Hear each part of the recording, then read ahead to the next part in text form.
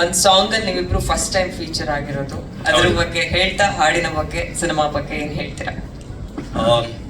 Of course ಇದಕ್ಕೆ ಮುಂಚೆ ಬರೀ ಇಂಡಿಪೆಂಡೆಂಟ್ ಸಾಂಗ್ಸ್ ಅಲ್ಲಿ ಮಾತ್ರ ನಾವಿಬ್ರು ಒಟ್ಟಿಗೆ ಫೀಚರ್ ಆಗಿದ್ವಿ. ಅದೆಲ್ಲ ಲವ್ ಸಾಂಗ್ಸ್ ತರ ಮಾಡಿದ್ದು.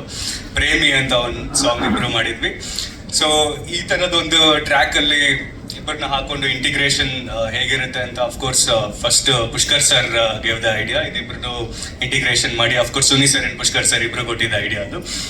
ಅಂಡ್ ಅಫ್ಕೋರ್ಸ್ ವರ್ಕ್ ಆಯ್ತು. ಯಾಕಂತಂದ್ರೆ ಹೆಣ್ಮಕ್ಳೇ ಸ್ಟ್ರಾಂಗ್ ಗುರು, RCB ವುಮೆನ್ಸ್ ತೋರಿಸ್ಬಿಟ್ಟಿದ್ದಾರೆ ಆಲ್ರೆಡಿ. ಸೊ ಹೆಣ್ಮಕ್ಳು ಇದ್ರೇನೆ ಎಲ್ಲ ಕಡೆನೂ ಜಯ, ಯಶಸ್ಸು ಎಲ್ಲ ಎಕ್ಸೆಟ್ರಾ ಎಕ್ಸೆಟ್ರಾ. ಸೊ ಹಾಗೆ ಮೂವಿ ಬಗ್ಗೆ ಹೇಳೋದಾದ್ರೆ ಅಫ್ಕೋರ್ಸ್ ಇದೊಂದು ಹೊಸತನ. ಇವಾಗ ನಮ್ಮ ಕನ್ನಡದ ಜನತೆಗೆ ಏನ್ ಬೇಕಾಗಿದೆ ಎಲ್ಲ ಹೊಸದಾಗಿ ಬರದ್ ಬೇಕಾಗಿದೆ.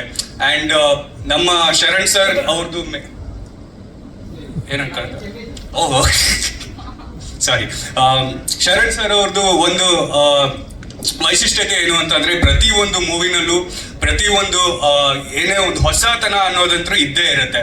ಅದು ನಮ್ಮ ನಾರ್ತ್ ಕರ್ನಾಟಕ ಶೈಲಿಯ ಹಾಡುಗಳನ್ನ ಇಲ್ಲಿ ಇಷ್ಟೊಂದು ಮಟ್ಟಿಗೆ ಫೇಮಸ್ ಮಾಡಿರೋದಾಗಿರ್ಲಿ. ಹಾಗೆ ಬಿಕಾಸ್ ಇದಕ್ಕಂತೂ ಹೊಡಿಲೇಬೇಕು. ನಾರ್ತ್ ಕರ್ನಾಟಕ ಒಂದು ದೊಡ್ಡ ಸೆಲ್ಯೂಟ್ ಗುರು.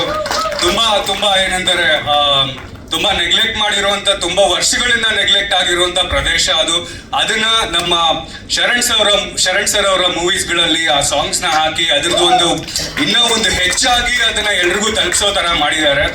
ಅಂಡ್ ಅದೇ ತರನು ಇವಾಗ ರ್ಯಾಪ್ ಅನ್ನೋದು, ಕನ್ನಡ ರ್ಯಾಪ್ ಅಂತ ಏನ್ ಹೇಳ್ತಿದೀವಿ, ಅದು ಇಡೀ ಇಂಡಿಯಾನಲ್ಲೇ ಒಂದು ಥರ್ಡ್ ಅಥವಾ ಸೆಕೆಂಡ್ ಅಥವಾ ಥರ್ಡ್ ಪ್ಲೇಸ್ ಅಲ್ಲಿ ಇದೆ ಅಂತ ಅಂದ್ರೆ ಅದನ್ನ ನೋಡಿ ಅದನ್ನ ಗೌರವಿಸಿ ಆ ಒಂದು ಕಲೆಗೂ ಒಂದು ಬೆಲೆ ಇದೆ ಅಂತ ಹೇಳಿ ಈ ಮೂವಿನಲ್ಲಿ ಹಾಕೋದಕ್ಕೆ ನಮ್ಗೆ ಫಸ್ಟ್ ಹೇಳಿದಂತ ಪುಷ್ಕರ್ ಸರ್ ಅವ್ರಿಗೆ ದೊಡ್ಡ ಅನಂತ ಧನ್ಯವಾದಗಳು.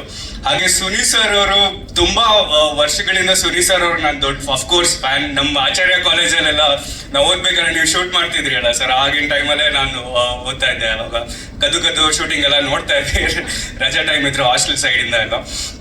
ಸೊ ಇವ್ರ ಜೊತೆ ಒಂದು ಕೆಲಸ ಮಾಡೋದೇ ಒಂದು ದೊಡ್ಡ ಪುಣ್ಯ, ಟು ಬಿ ಆನೆಸ್ಟ್. ಅಂಡ್ ನಮ್ಮ ಕೈ ಮೀರಿ ಆದಷ್ಟು we have tried and work and ತುಂಬಾ ಟ್ರ್ಯಾಕ್ಸ್ ಮಾಡಿದೀವಿ. ಅಟ್ಲೀಸ್ಟ್ ಇವಾಗ ಪುಷ್ಕರ್ ಸರ್ ಅದನ್ನೇ ಹೇಳ್ತಾ ಇದ್ದೆ, ಇವಾಗ ಏನಿಲ್ಲ ಅಂತ ಅಂದ್ರೂ ಒಂದು 8 ಟ್ರ್ಯಾಕ್ ರೆಡಿ ಆಗಿದೆ. ಅದ್ರಲ್ಲಿ ಈ ಒಂದು ಟ್ರ್ಯಾಕ್ ರಿಲೀಸ್ ಆದ್ಮೇಲೆ ನನಗೆ 7 ಟ್ರ್ಯಾಕ್ ಮಿಕ್ಕೊಳ್ಳುತ್ತೆ. 7 ಟ್ರ್ಯಾಕ್ ನಾನು ಆರಾಮಾಗಿ ನಾನು ಇಂಡಿಪೆಂಡೆಂಟ್ ಆಗಿ ರಿಲೀಸ್ ಮಾಡ್ಕೊಂಡು ಹೋಗ್ಬೋದು ಅಂತ. ಸೊ ಹೀಗಾಗಿತ್ತು. ಅಂಡ್ ಅವ್ರವ್ರೆ ನಿಮ್ಗೇನ್ ಅನ್ಸುತ್ತೆ? ಸಾರಿ, ನಿಮ್ ಕೆಲಸ ನಾನೇ ಮಾಡ್ತೀನಿ. ಪರವಾಗಿಲ್ಲ. ನನ್ಗಂತೂ ತುಂಬಾನೇ ಖುಷಿ ಇದೆ. ಬಿಕಾಸ್ ನಾನಂತೂ ಎಕ್ಸ್ಪೆಕ್ಟೇ ಮಾಡಿರ್ಲಿಲ್ಲ ಲೈಕ್ ನನಗೆ ಒಂದು ಅಪಾರ್ಚುನಿಟಿ ಸಿಗುತ್ತೆ ಅಂತ.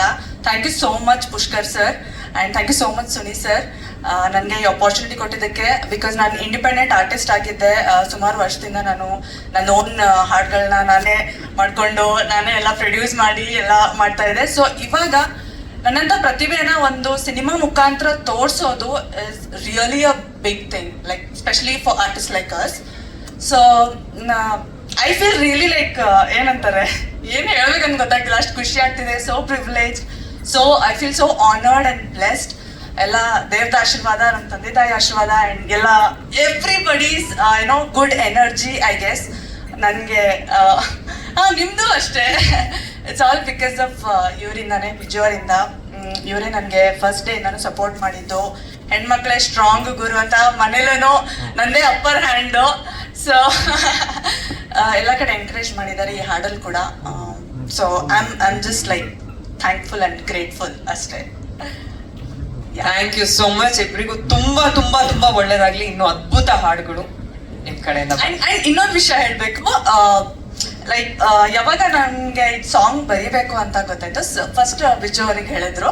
ಸೊ ಅವ್ರು ಬರೆಯಕ್ಕೆ ಸ್ಟಾರ್ಟ್ ಮಾಡಿದ್ರು. ಆ್ಯಂಡ್ ದೆನ್ ಆಮೇಲೆ ದೇ ಸೆಡ್ ನೀವು ವರ್ಸ್ ಬರೀರಿ ಅಂತ. I was like full shock. Oh my God, Sharan ಸರ್ಗೆ ನಾನು ಲೈಕ್ ಅವ್ರ ಮೂವಿಯಲ್ಲಿ ಅವ್ರ ಸಾಂಗ್ಗೆ ನಾನು ವರ್ಸ್ ಬರೆಯೋದು is like out of the world like feeling ನನಗೆ. ಬಿಕಾಸ್ ನಾನು ಸರ್ದು ಮೊದಲಿಂದನೂ ಫ್ಯಾನ್ ಇದ್ದೀನಿ.